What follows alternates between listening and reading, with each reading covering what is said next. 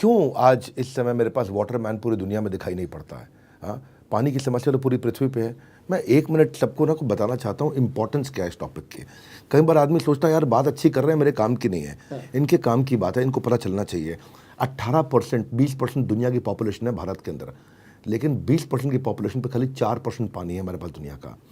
आज 50% पॉपुलेशन जो हमारे देश की है वो एक्सट्रीम वाटर स्ट्रेस में चल रही है। लोगों को मालूम नहीं, गांव का 3/4 हिस्सा यानी कि 65 करोड़ लोगों के पास आज पानी की सुविधा नहीं है। नलके के साथ में बिना नलके के पानी मैनेज कर रहे हैं। इंडिया इस समय 25% ग्राउंड वाटर एक्सट्रैक्ट कर रहा है। आपको बता दूं 21 शहर हमारे देश के सबसे बड़े 2030 तक बिना पानी के हो जाएंगे। मैं ठीक कह रहा हूँ, गलत कह रहा हूँ? बिल्कुल ठीक कह रहे हैं आप। 2030 तक। ओ भैया दिल्ली वालों आप भी सुन लो, ध्यान से सुन लो। एस्टिमेटेड है 2030 में दिल्ली के अंदर पानी खत्म हो जाएगा। 70% हमारे पानी का सोर्स कंटामिनेटेड है। कई बार लोग गलती से सोच बैठते हैं कि मेरे काम की बात नहीं हो रही है। बात अच्छी हो रही है, बाद में सुनूंगा। ये आपके काम की बात है कि 12 नदियों को पुनर्जीवित किया है।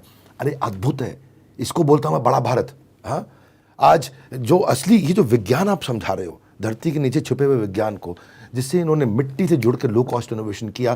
सर सबसे पहले ये मैन पावर और फंड में, फंड तो आपने बता दिया 100 रुपये का काम 1 रुपये में किया। आदमी कहाँ से लाए करने के लिए?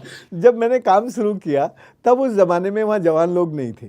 सब बेपानी होके उजड़ के शहर में, कोई अहमदाबाद, कोई दिल्ली, कोई जयपुर, सब चले गए थे और वहाँ उनको जो भी कुछ कच्ची बस्ती में रह के अपना गुजारा कर रहे थे।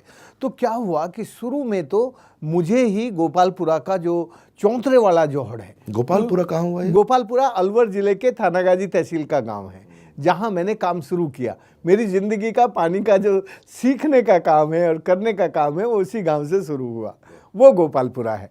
तो उसमें पहला जो चौंतरे वाला जोहड़ था वो तो हमने और गांव के कुछ थोड़े से पहले जो जोहड़ बताओ क्या होता है? जोहड़ जो होता है ना, वो मिट्टी से बना कॉन्केव डिज़ाइन का एक जल संरचना होती है। जैसे ये दो तरफ से ऊंचा है, तो ये बीच में जहाँ मैं बैठा हूँ यहाँ नीचा होता है, गहरा होता है, और ये जो दोनों किनारे हैं ये ऊंचे होते हैं। तो इन दोनों किनारों को बना देते हैं। ये इसका पॉन्डिंग एरिया है और वहाँ से जहाँ से वो से पानी आ रहा है वो उसका कैचमेंट एरिया है। तो कैचमेंट एरिया इसका 10 गुना ज़्यादा बड़ा होता है, कभी कभी 50 गुना बड़ा भी चल जाता है। यदि नेचुरल डिप्रेशन है तो 50 गुना कैचमेंट एरिया का पानी इस छोटी सी जगह में रुक जाता है।